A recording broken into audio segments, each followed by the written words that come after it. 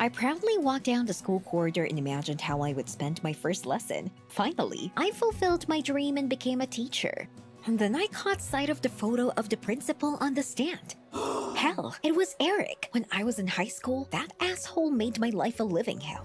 Eric and I were once best friends. I wanted to be a teacher, and he wanted to be a school principal. Everything was great up to one point. The best university in the country just announced an educational grant, but Eric and I agreed the strongest would win. But just before the competition, the whole school found out my main secret. I was adopted, and I only told Eric about it. My parents constantly reproached me that I was a stranger, and after Eric's act, everyone at school started teasing me an orphan. But something else became the last straw. In the final of the competition where I gave a speech, they threw garbage at me right on the stage and I was forced to run away. I had hated Eric ever since. I trusted him and he betrayed me. I was distracted from my thoughts by a familiar voice. Eric was waving at me from the other end of the school hallway. After everything that had happened, I was not even going to say hello to him. So I quickly slipped through the nearest door, and in a hurry, I hid under the first desk I saw. Eric was calling my name, and then he came into the classroom. His footsteps were getting closer. But suddenly the bell rang, and he left the classroom. Crouching, I crawled out from under the desk and suddenly noticed the surprised look of a teacher. She asked me menacingly what I was doing here. I tried to lie that I just dropped a pen, but she didn't believe me. Damn it. I didn't want to sound crazy on my first day, so I told her how their principal, Eric, had ruined my life. I was hoping for some support, but Nancy, that was the teacher's name, defended Eric. She said he was a great principal. They just adored him here at the school.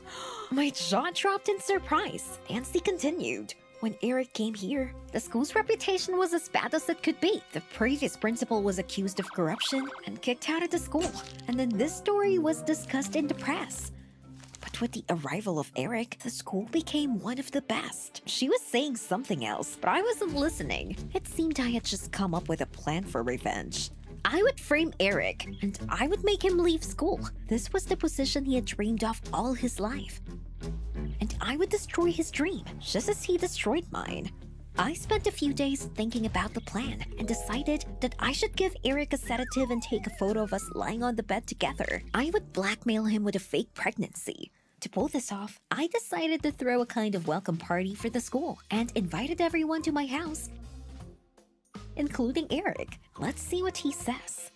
Before the party, I bought a strong sedative and ordered a fake pregnancy test online. Great, now everything was ready. I was looking forward to the evening and now it was finally here. The teachers had fun. We danced, talked, but Eric was still not here. Damn, I did this for him. The holiday was already coming to an end when suddenly Principal Eric appeared on the threshold. I cheered up and greeted him nicely. Eric apologized for being late and suddenly pulled out a bouquet of my favorite lilies from behind his back. Did he still remember that these were my favorite flowers?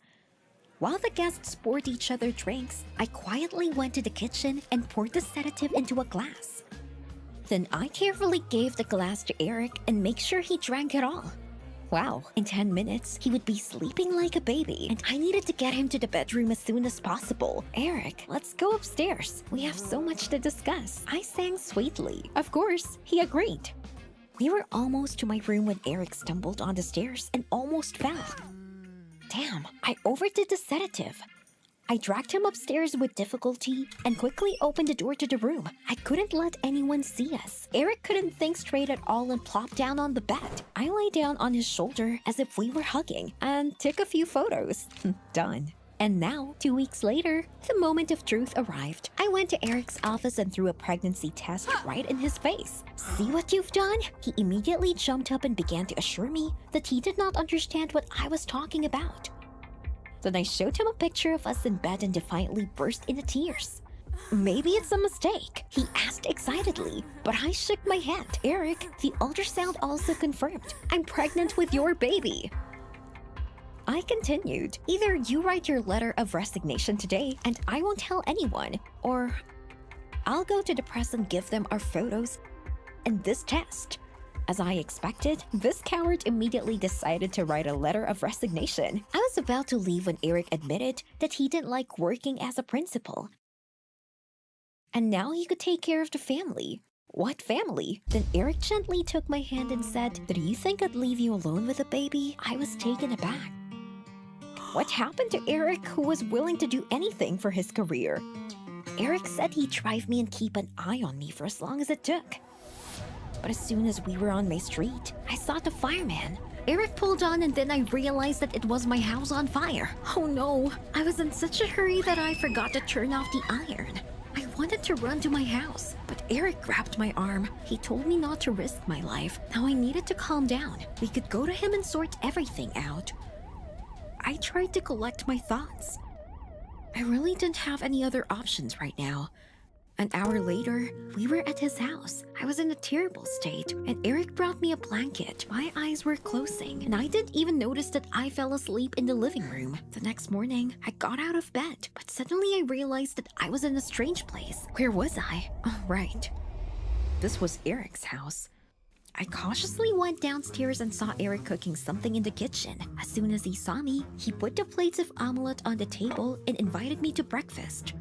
He was trying to be good again. That pissed me off. I lied that I was in a hurry to go to the hospital, and I decided to look for a place to move to. I was not going to live with this traitor. I didn't have any friends in the new town, so the first thing I did was go to that teacher Nancy. But she refused me a place to live, and everyone else from the school did the same. I allegedly framed their favorite principal and all that. So by the end of the day, I had no choice but to go back to Eric. I quietly entered the apartment, but then Eric called out to me. Damn it. He scared me. He was sitting on the couch in front of the TV, and it turned out was waiting for me to come. Eric invited me to watch a movie. Remember, we went to the movies together, he said. I didn't want to, but Eric wouldn't give up. What if I told you I'd bought your favorite pistachio ice cream? He added. I hadn't eaten since this morning. So be it. I decided to join him. For a while, it was easy for me. Eric was always joking, and I couldn't help but laugh. But then Eric touched my stomach, and I snapped back to reality. Soon, my deception would be revealed. I needed to move out of here faster. I pleaded fatigue and went to bed. I wouldn't be here tomorrow.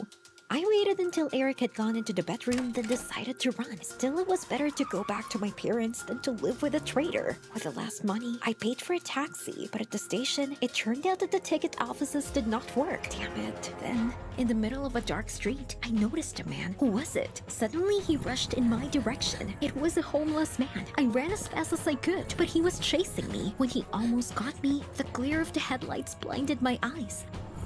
I tripped and fell to the ground. Don't touch me. The car stopped abruptly and someone got out. Eric? He shooed the homeless man away and helped me up. I didn't think I'd be so happy to see him. Eric said that he saw that I was not in bed and was very scared. As we drove home, Eric suddenly said that he didn't think he'd ever told me about it, but he'd been in love with me at school. What? In love? It was like being doused with cold water. And why did you start a rumor that I was from an orphanage? Eric looked at me blankly and said he hadn't given away my secret. The information about the fact that I was from an orphanage was told by the principal of our school. When he was preparing the documents for the grant, Eric wanted to tell me about it in high school. But I didn't even try to listen to him. I couldn't believe my ears. So Eric didn't betray me? As soon as we got home, I said I had a terrible headache, and then I rushed to my room. I lay in bed all night, tormenting myself with thoughts of what a fool I had been to get back at Eric. I should admit that pregnancy was a fraud. But then he'd hate me.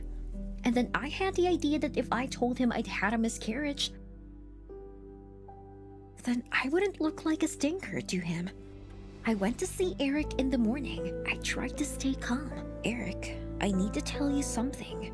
I had a miscarriage a few days ago. Eric was silent for a few minutes, and I could see how upset he was. I needed to distract him somehow. Come on, Eric, let's go for a walk. You'll feel better. As soon as we got in the car, Eric said that we were going to the hospital right away. After what happened, I needed a full examination. What? Not that. My lie was about to be revealed. As luck would have it, the hospital was very close to the house, and in a few minutes, we were there. Eric parked the car and we got out. Eric, I can't go to the hospital, but he came up to me and gave me a big hug. He said he understood how hard it was for me. I couldn't take it anymore. My legs felt weak. Eric said he'd bring the doctor here. No, Eric, don't. There was never a child. I wanted to get back at you for betraying me at school. But I think I was terribly wrong about you. I was sure he would leave, but Eric just smiled calmly and said, even though you hurt me, my feelings for you are still the same. He took my hand and looked into my eyes. And then I realized, I don't want to leave anymore, Eric. I want to stay with you. A year had passed since that day. I returned to school and became the favorite teacher of all the children, but not for long. Soon, I went on maternity leave for real and became the kind of mother I had always dreamed of having. Did you like the video? Subscribe and like it. Support the channel. Thank you. I struggled, but their grip was too tight. These psychos dragged me into a basement and put me on a chair and then tied me to it. I looked around startled. What were they going to do? Then Jack said harshly that it was time to sacrifice me. What? No, don't, please. But it was too late. Jack drew his knife and swung it. This was the end. I never imagined that this could happen to me. A couple of days ago, there were no signs of trouble, but when I got home from work too late, Jared, my boyfriend, was beside himself with anger. He shouted that I spent more time working than being with him, and I could get infected from these homeless people.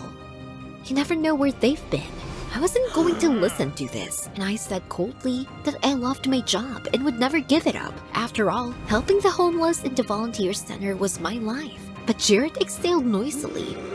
Did they do your work? It was too much. I said over my shoulder, it's better than you.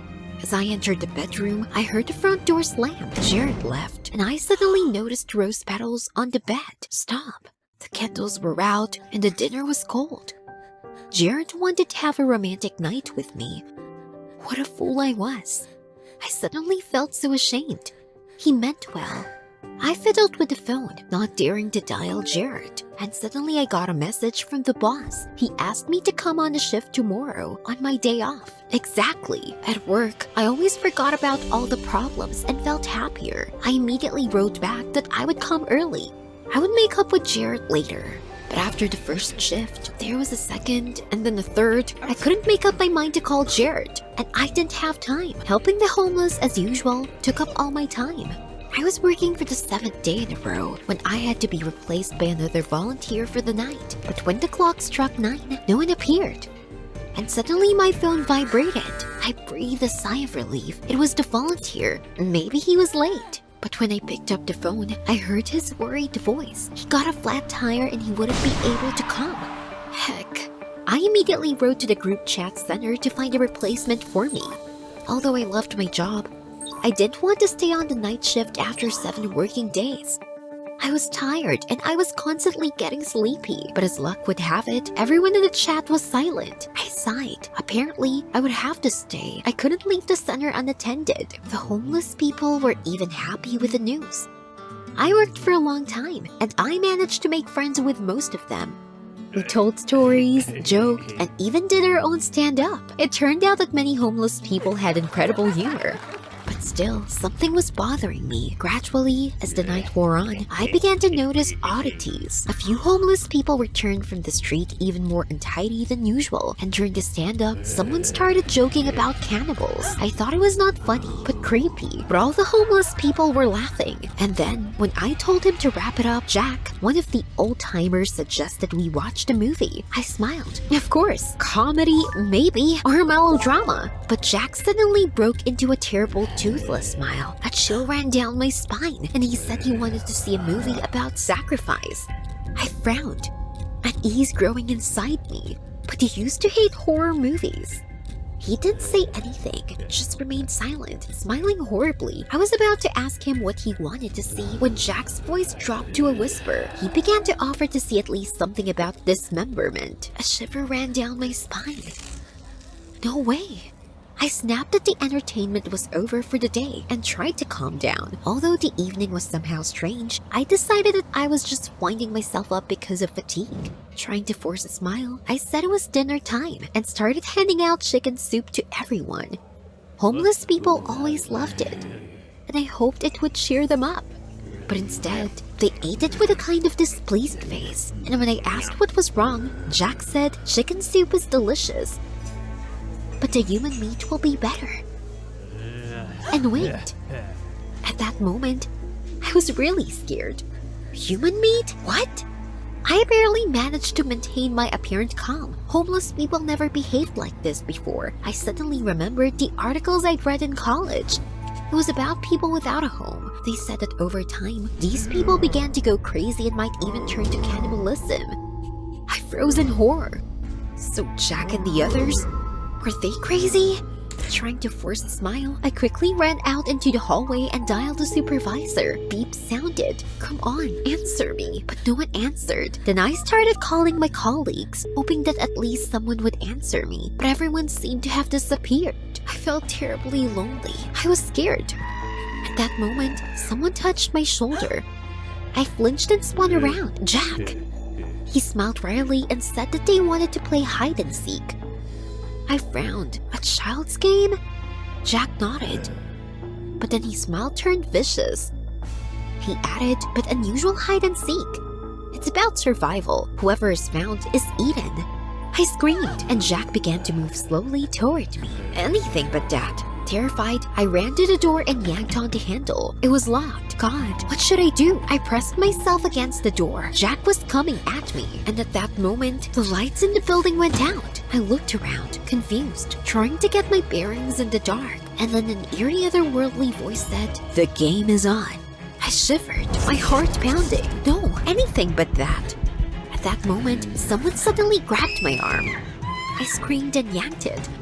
No, I won't let you eat me. My grip loosened, and I managed to writhe myself free and immediately took off for the hills. I needed to escape. The voices were fading, and I thought I'd escaped, but then I tripped over something and fell flat to the ground. Pain shot through my leg, and tears welled up in my eyes. Heck, I tried to stand up, but I almost whimpered in pain. Apparently, I sprained my leg. Tears welled up in my eyes. Despair gripped me. I can't give up. I needed to hide. I leaned on my hands and crawled forward toward the closet. With the last of my strength, I reached for the closet, grabbed the handle, and stretched. Almost done. But then it reeled, and the plates on top of it shattered with a clatter. I think I forgot how to breathe. My vision blurred. It was over.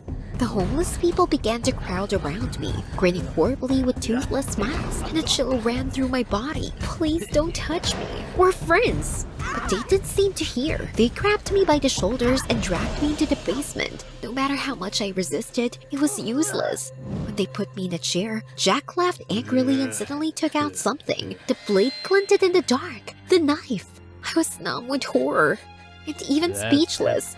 Another homeless man took out an old book and said that I should be sacrificed to the god of home comfort. Only then would they have their own housing and they would finally stop being homeless. I couldn't believe what was happening. Could the homeless people I devoted my whole life to do this to me? I sobbed convulsively and shrank back into my chair as they reached for me. This was the end. And then I heard firecrackers, and I was startled. The homeless retreated and smiled happily. What was happening? Surprise! A familiar voice shouted. I turned around. My boyfriend, Jared, came into the basement, followed by the head of the center and the volunteers. They all laughed merrily while I was puzzled. What are you doing here? What's going on? Then Jared came up to me and took me in his arms. Happy Halloween, my love, he said, still smiling. Wait, I looked back at the laughing homeless people and it slowly dawned on me. So this was all a hoax? It turned out that I worked so hard that I forgot about Halloween, and the homeless wanted to give me a real atmospheric holiday. They persuaded the boss, and Jack and Jared, my boyfriend, were in charge of everything. Jared wanted to make up. Make up? A great way. He scared me half to death. I was furious, and my heart was still pounding. But then Jared came up to me and took my hands. He looked me in the eyes and said that during the preparation for the holiday, he understood why I valued my work so much. Even the homeless could become close friends for us. The most important thing is the attitude of people, not their social status. He spoke so sincerely that I immediately forgot about the anger and resentment and threw my arms around Jared. I'm sorry too. I shouldn't have reacted so harshly. I'll spend more time with you from now on. Because I love you. He smiled. I love you too, Clara. Did you like the video? Subscribe and like it. Support the channel. Thank you.